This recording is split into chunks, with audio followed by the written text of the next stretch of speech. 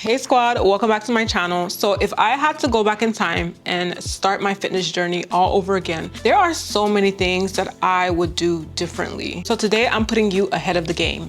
10 things that I would do differently if I could start my fitness journey all over again. The first thing that I would do is stop comparing myself to other people. So when I first started my fitness journey back in 2017, I had a long list of like fitness influencers that I looked up to. I used to compare myself so much to other people. I used to look at how much they were lifting, how much work they were putting in, and then making myself feel as though I wasn't doing enough or I wasn't pushing myself enough, and feeling as though I had to push myself a lot harder than I could at the time. Basically comparing my chapter 1 to somebody else's chapter 5. These people have probably put in 5-6 years into their own fitness journeys, and I'm just starting out. Truly, comparison is really the thief of joy, because when you compare yourself so much to other people, you lose out on yourself. You lose out on learning yourself. And also it makes you feel discouraged. It makes you feel as though you're not really doing enough. And the truth is, no two journeys are the same. People have different genetics, different timelines, different starting points, and comparing myself to other people just discouraged me from my own journey, like I said. And after being on my journey for almost a decade and just being in this space for such a long time, now I know that the only person that I should be comparing myself to is myself. Also knowing that progress happens at its own pace, and the best thing that I can do is stay consistent and trust the process. Next, I would also understand that rest is a part of the process and not a setback. This is actually really weird to say now, but in the beginning, I thought that resting meant that I was lazy. You know, the whole no pain, no gain, no days off. Like, I used to really pioneer that mindset. If I was not in the gym all the time, then that meant that I was lazy or that I wasn't going to see the results that I wanted. And it took me a while to really understand how muscle grows, and that rest and recovery was a big factor to growth. So I would push myself to work out every single day. But I learned the hard way that overtraining leads to burnout, exhaustion, and even slower results, because muscle doesn't grow when you're in the gym, when you're actually in the training and lifting phase. It grows while you rest and through recovery. So if I could go back, I would listen to my body, take rest days seriously, prioritize recovery just as much as I prioritized my workouts. Another thing I would have done differently, knowing what I know now, I would have started going to the gym sooner. I did start pretty young, but knowing how much strength training is beneficial, especially to a woman, I would have literally started going to the gym when I was like 17, 18 years old. I feel like I also would have gotten an earlier head start with like my fitness career.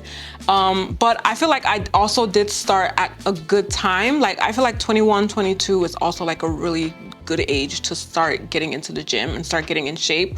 I already have almost 10 years down, and I'm also pretty thankful that I did start when I did start. And strength training not only helped me build muscle and like made me stronger, it's also made me a lot more confident, and it's improved not just my fitness, but my overall quality of life. It's improved my mentality. It's improved my discipline. I used to be one of the laziest people on the planet. Like, I literally had no drive. I had no passion. I had no real will to like do or be anything until I started going to the gym, and I realized that, listen, the way I push my body in the gym and the way I face challenges and like all of those heavy weights, and I can actually lift this and see progress. I transitioned all of that into my regular daily life. So I approached my life challenges in that way. I pushed myself a lot more when it came to like my business, and I focused a lot more. I had more structure. So that's why I feel like, knowing what I know now, if I could, I would have started a lot younger. I would have started a lot sooner.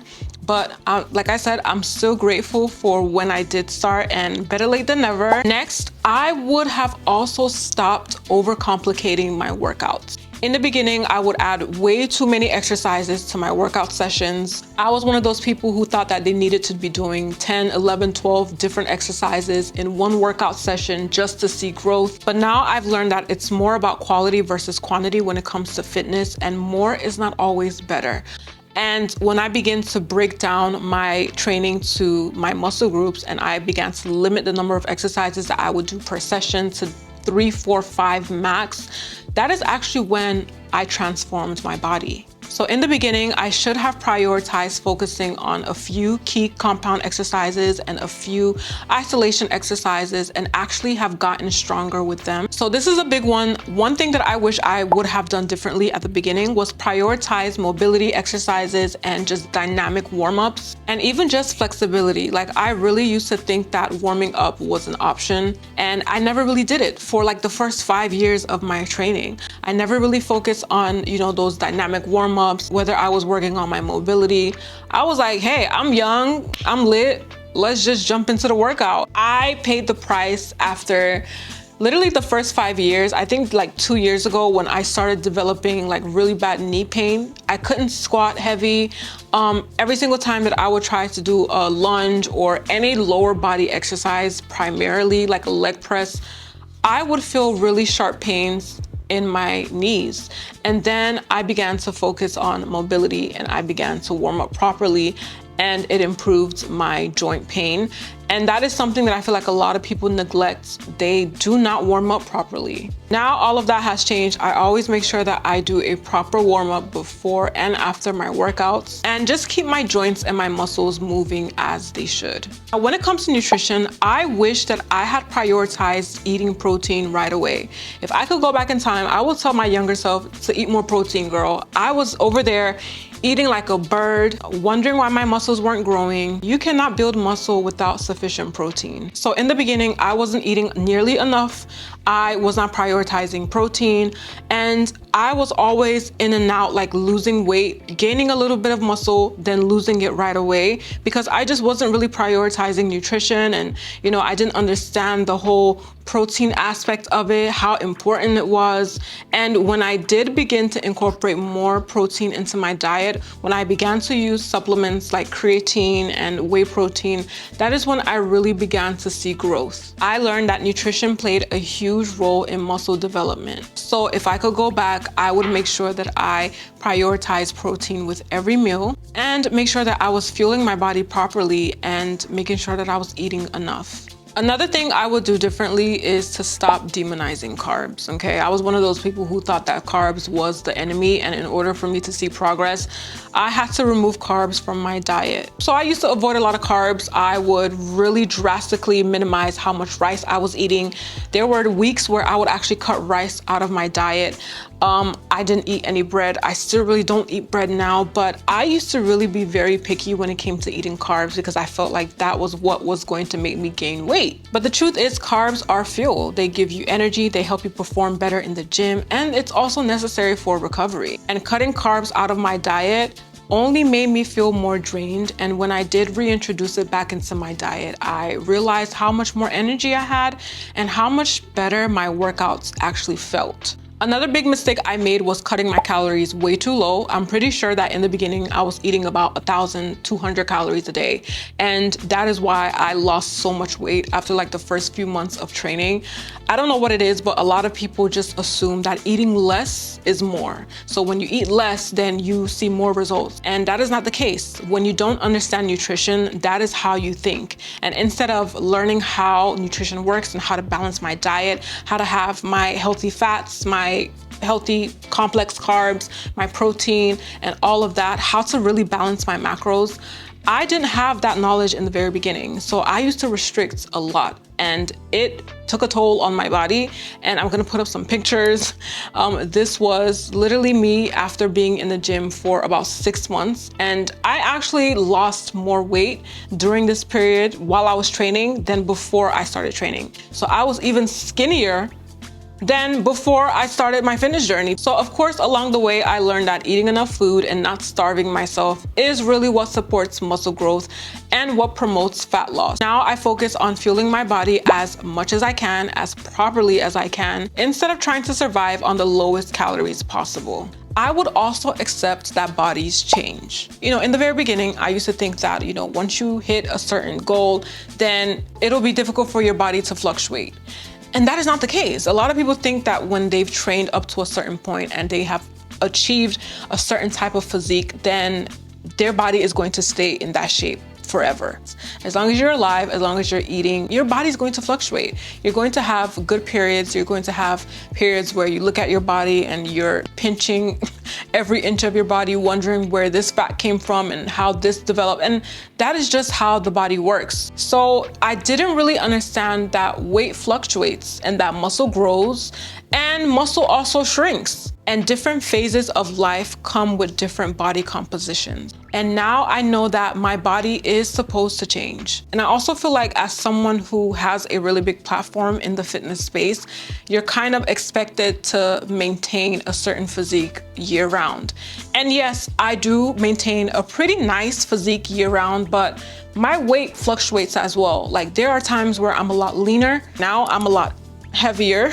And that's okay. So in the beginning, I didn't really understand that weight fluctuates and my body is going to change. And instead of stressing out about a certain weight or stressing about looking a certain way all the time, I now embrace the natural shifts that come with progress.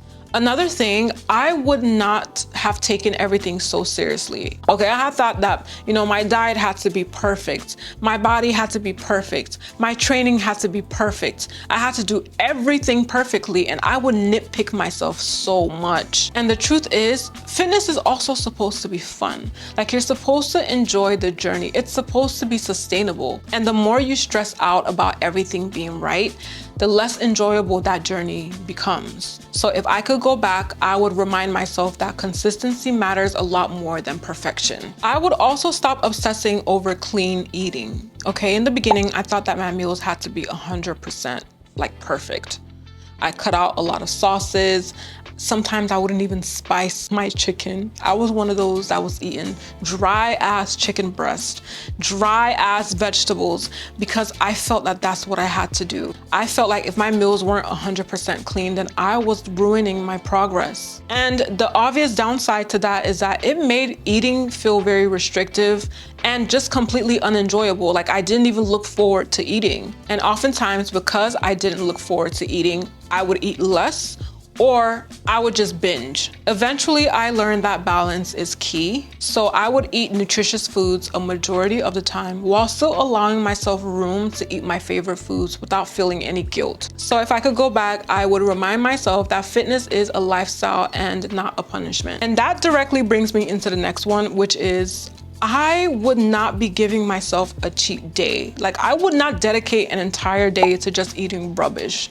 And there was no need for me to reward myself for good behavior. Like I'm not a dog. Like if I am craving a cookie on a random afternoon during the week, then I would have a cookie and not really feel bad about it. Next, I would focus on form over everything. There were times in the beginning that I didn't really used to care too much about my form.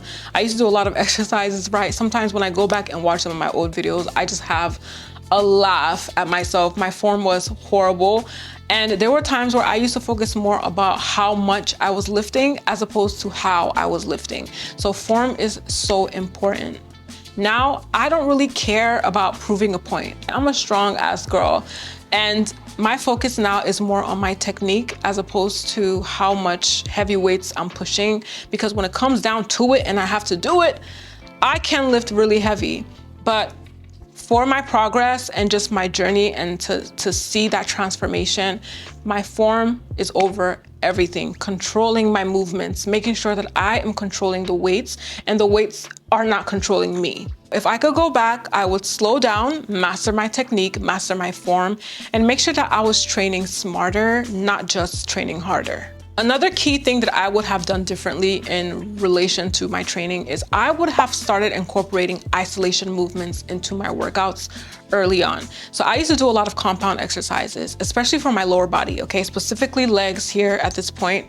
I used to just do squats, lunges, leg press for my legs. I never did hip thrusts. I never did like those Bulgarian split squats and, those unilateral exercises. I never did that like the first 2 years of my fitness journey. And I noticed that my legs were growing. So I was growing my hamstrings and my quads, but I didn't really have glute development. I didn't even know anything about isolation exercises until I started watching other trainers like on Instagram and YouTube. So that's one thing that I really wish that I started earlier on. And I feel like I would have developed my glutes a lot faster, or a lot sooner rather, if I had incorporated this training technique into my style. So that is where learning comes from, and always staying informed and educated. And there was a lot that I didn't understand about training in the beginning, but it was okay because it was the beginning, and now I know better. And yeah, but nonetheless, in the same breath, I was actually a pretty lucky girl because I did have a coach at the very beginning. And of course, no one knows everything. And there was a lot that he didn't put me through. And there was a lot that I had to learn on my own, because at the end of the day, every journey is specific to that person.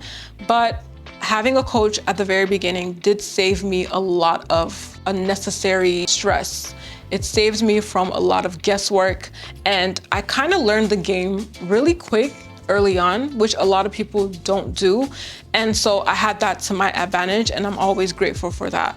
And the beauty of fitness is you literally learn as you go. There's a lot that I had learned in the beginning that now I've unlearned, and there's a lot that I'm still learning now, and I get to share my knowledge with all of you so you don't make the same mistakes that I am making. So if you are on your fitness journey, trust yourself, trust the process, be patient, be consistent, and make sure that you are making choices and building habits that are sustainable, because this is a lifelong journey, and there's never a point that you will get to where you're like, okay, I'm done.